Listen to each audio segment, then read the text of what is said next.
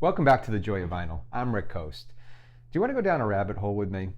I'll try looking up the best vinyl record cleaning products, or even better yet, look up opinions on how to make your own and what ingredients to use. It's a hole that I promise you'll get lost in. There's good news at the end of the tunnel, however. Well, sort of. That good news is not to stress. I've had to tell myself that on more occasions than I care to count. I bought commercial cleaners and I've even made my own, all in the hopes of discovering the perfect cleaning solution. And I've reached a conclusion after years of cleaning records. It's not about the perfect solution. It's about the process. There are many cleaning solutions out there, and really there's just as many opinions. Actually, there are more opinions than there are products out there about what the best process is. Some swear that ultrasonic is the way to go.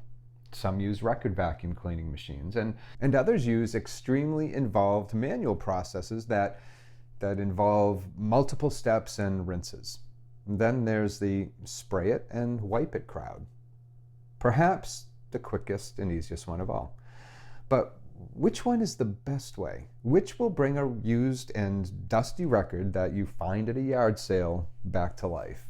In my opinion, and after years of doing this, there are two important steps and really two ingredients. How you apply them is all up to you. And then it becomes all about convenience and how much you're willing to spend, money-wise and also time-wise. Back when I was a teenager, I used the disc washer system. It was easy. Today's groove washer system is really the next generation of cleaning in the same style of disc washer. You basically apply the groove washer fluid to the record, use the groove washer brush to spread it, and then you wipe it clean. It's a tried and true method that many folks have used. Is it a bad one? Absolutely not.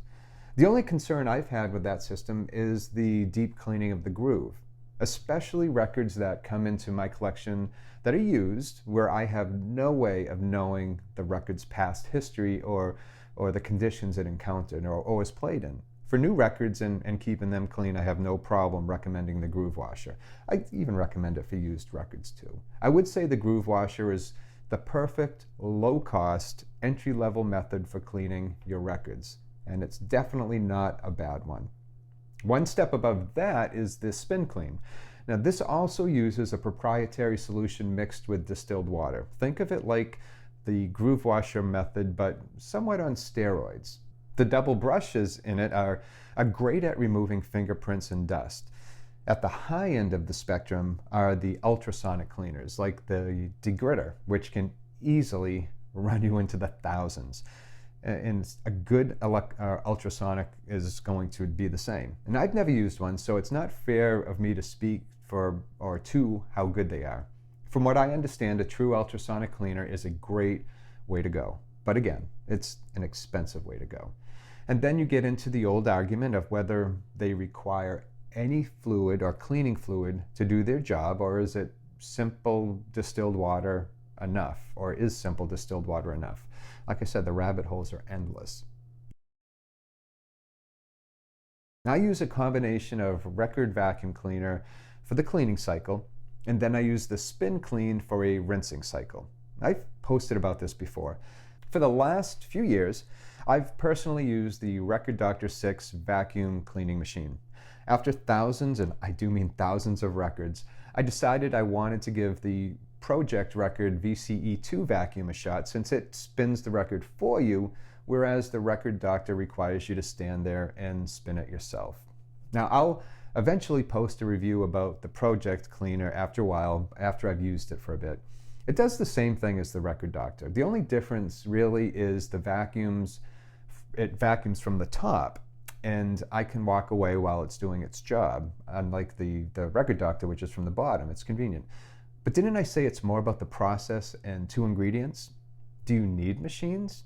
Well, you don't. I like them for the convenience, but it really boils down to two steps: washing and rinsing. And the two ingredients that you want are a surfactant emulsifier and distilled or demineralized water. Now, I'm not going to go into all of the different surfactants out there, so I'll focus on just a couple.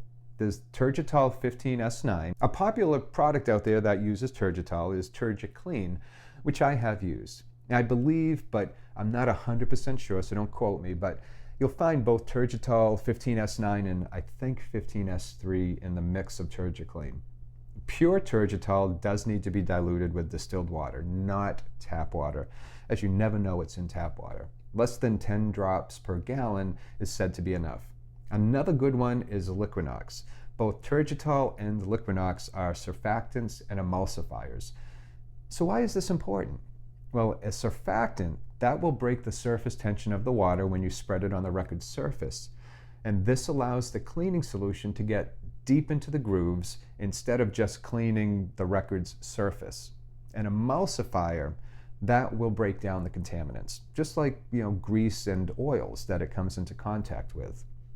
The thing is, you don't just want to spread the solution and then immediately wipe it off. You want to gently agitate it so that the emulsifier can do its work.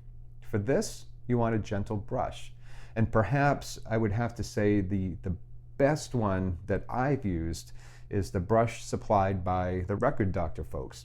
You don't have to press hard to agitate the solution. Just quickly sweeping it back and forth is more than enough.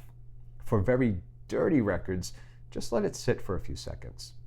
Now, like I said, I use a record vacuum to suck all of that fluid and all of the contaminants away that that build up. You can also gently use a soft microfiber cloth, but you're not done. I've mentioned 2 steps. You also want to rinse the record, again with distilled water.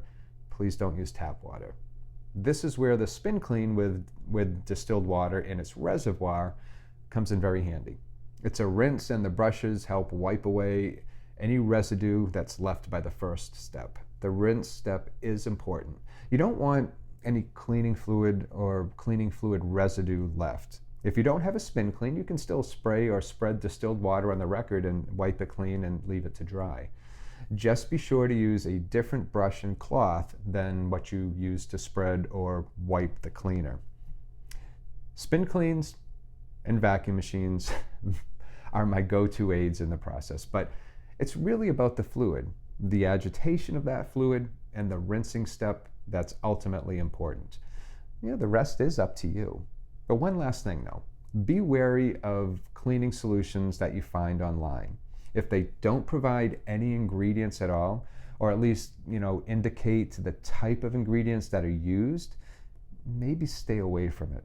A bottle of fluid with nothing but the name on it would be like me offering you a drink but not telling you what's in it.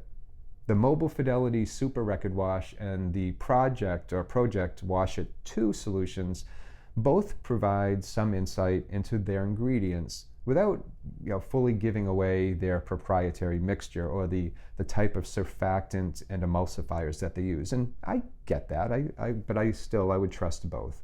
Or you can make your own mixture with simple, can keep it simple with just distilled water and Turgitol or Liquinox. But always rinse. Never skip that step with any solution. You rinse your dishes after washing them, right? Yeah, I hope so. So what methods do you use? Now, this is a no judgment zone, and we're all on the same journey to learn and to help one another. And as always, I'd love to hear your thoughts on all of this. Drop a comment here or get in touch with me at joyofvinyl.com. I'd love to hear from you. And don't forget to subscribe to the show, which is somewhere over here, I bet, a little round thing. But thank you for watching as always. And until next time, please take care of yourself and enjoy your records.